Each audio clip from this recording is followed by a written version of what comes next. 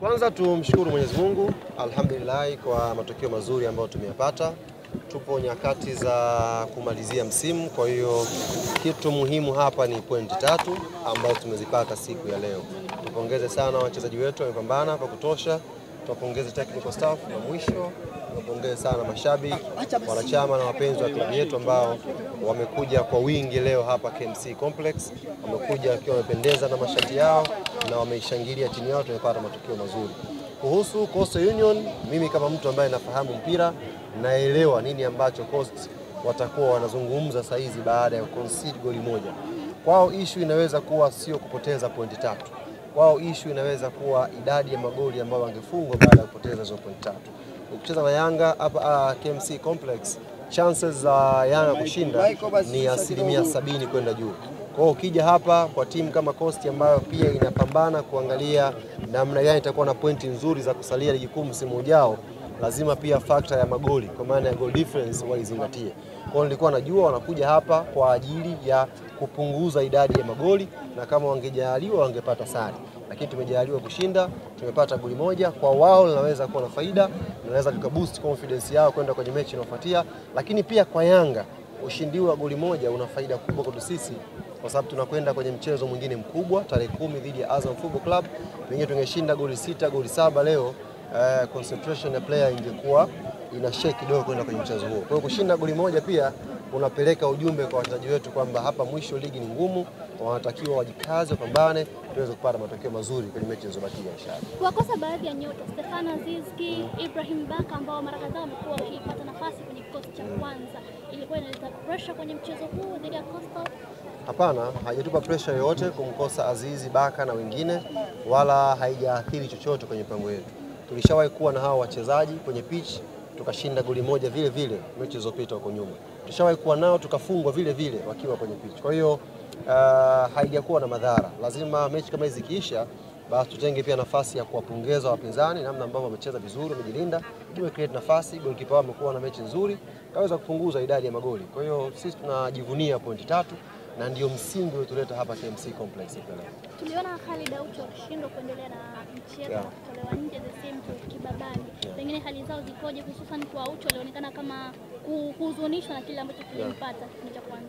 Yes, nimezungumza na daktari wa timu na ameniambia ni mapema sana sasa hivi kutoa ripoti ya majeraha wachezaji hao wawili. Kwa ameniambia tumpe muda, pengine kesho watakuwa na check up, alafu atugee majibu kama ni injury kubwa au ni injury ya kawaida ambayo anaweza kuwepo kwenye mchezo unaofuatia. Hiyo ni kwa Aucho, lakini pia na mchezo labda. Yes, sisi hatutegemei mchezaji mmoja. Unaweza ukamkosa Aucho, akacheza Duke Abuya, akacheza Shuaboy, akacheza Mudathir kwenye namba 6, ndio kapata matokeo mazuri. Kwa hiyo ni kumwombea kheri kwanza asiwe ameumia sana, lakini kama ameumia sana basi Yanga sio kwamba itakuwa ndio imekufa. Yanga itaendelea kutokea hapo na tutakwenda kupata matokeo mazuri kwenye mechi inayofuatia. Mnarejea Chamazi tarehe 10 dhidi ya Azam. Ni hamna maswali wengine? Tuambie pengine mipango mikakati dhidi ya Azam. Yes, huo ni mchezo mwingine mkubwa, mchezo mwingine mgumu kwetu sisi. Tunajua Azam FC watakuja na nguvu zote baada ya kupoteza mchezo uliopita. Wao pia wapo kwenye vita ya nafasi ya 3 na ya 4 na pengine wana matumaini ya kwenda nafasi ya pili. Kwa mechi itakuwa ngumu sana, lakini sisi kama Yanga tunashajiandaa na mambo haya muda mrefu. Tunajua mechi Azam itakuwaje na tunajua pia tulipoteza mechi ya kwanza dhidi yao. Kwa lazima mechi hii tujipange kikubwa, na nichukue fursa hii kuwaomba mashabiki, wanachama na wapenzi wa klabu yetu Tanzania nzima kwenye matawi, tuanze maandalizi kama ambavyo tungeweza kujiandaa na mechi kubwa yoyote ya Yanga, aidha ni ya kimataifa au ya nyumbani. Basi maandalizi hayo tuyafanye pia kwa Azam FC, kwa sababu ni mchezo ambao unaweza kuamua hatima ya furaha yetu msimu huu. Kwa muda gani kuandaa idea ya Mashati Day? Umenichukua muda gani kuandaa idea ya Mashati Day? Maana umetoka Tabora umerudi maana kwenye birthday shati. Hamna, mimi bwana, ambacho Mwenyezi Mungu amenijalia ni hizo akili za kufikiria haraka. Huu mchezo ulivyoonekana unaonekana kama karatasi, kama ni mchezo ambao Yanga anaweza kwenda kushinda tu kirahisi. Sasa inahitaji sauti nyingine kuwaaminisha mashabiki waje kwa wingi uwanjani. Ukiangalia namba za mechi zetu leo tumepata mashabiki wengi zaidi compare na mechi 2 zilizopita hapa nyuma. Maana bitubuni kitu kingine ambacho kitawahamasisha mashabiki sasa wasifikirie tu ushindani wa mechi, wafikirie mtoko. Yaani waje kama leo wamepiga paso, wamependeza, wamekuja kuenjoy. alafu sisi tupate watu wengi na lengo la wao kuja kwa wingi hapa kwa maana ya mapato, lakini pia kushangilia timu iweze kutimia. Kwa hiyo alikuwa wazo la kufikiria sana. Bahati mbaya ni kwamba wazo hili limefikiwa muda mfupi, limekuwa kubwa na limeweza kuzima pia kiki nyingine zote zilizokuwa zinaendelea mjini. Mashati Day limezima kiki zote zilizokuwa zinaendelea mjini. Nafikiri nyinyi ni waandishi ni mashahidi. Paka sasa hivi nafikiri kuna mchezo unachezwa siku Jumatano. Jumatano, yes. Paka leo tiketi za VIP hazijaisha. Sio kawaida. Sio kawaida. Kwa hiyo niwaambie na hii ni mara ya mwisho nawapa ombi. Kisima cha ubunifu nipo hapa. Siku moja tu. Unajua Watanzania haya mambo ya kupita mtaani kukimbia wanayazoea. Wakishayazoea wanakuacha. Unaelewa? Kwa lazima uwe unakuja na flavor tofauti. Leo unafanya hiki, kesho unafanya hiki. Na masaa 24 ni kutoka leo mpaka kesho. Watume mwaliko niwasaidie. Niwasaidie tu kuhamasisha watu wao. Uje kuna flavor wanazikosa. Mimi ninatumia DM nyingi huko.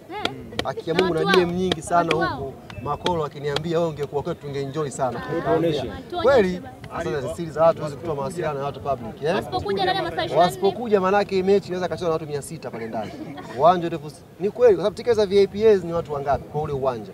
Ukitoa wale wageni waalikwa zinabakia tiketi 300. Kwa hiyo mchezo wa robo finali mpaka leo tiketi 300. Wamesema usihusike na mechi yao kivyo vyote semaji. Huko ni kutangatanga. Mimi nawashangaa, sijui kwa nini yani baada ya wazungumzie mechi yao, wao wanadili tu na Yanga. Sijui kwa nini yani. Yaani sijui kwa nini wanajishtukia.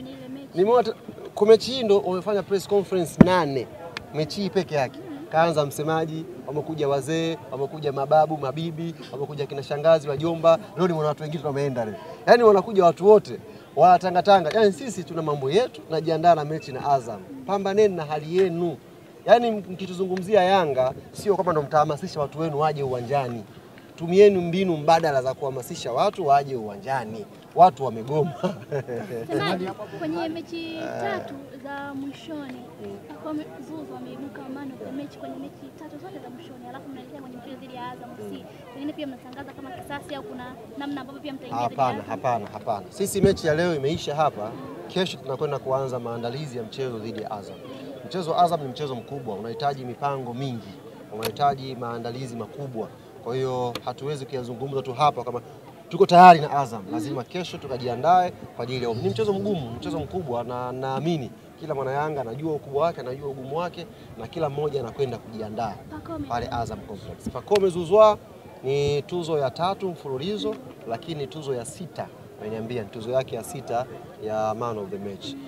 Ukiwa una D2 maana yake hayo ni maandalizi ya most valuable player, MVP wa ligi. Unajua MVP wa ligi anapatikana kwa details kama hizi, yes.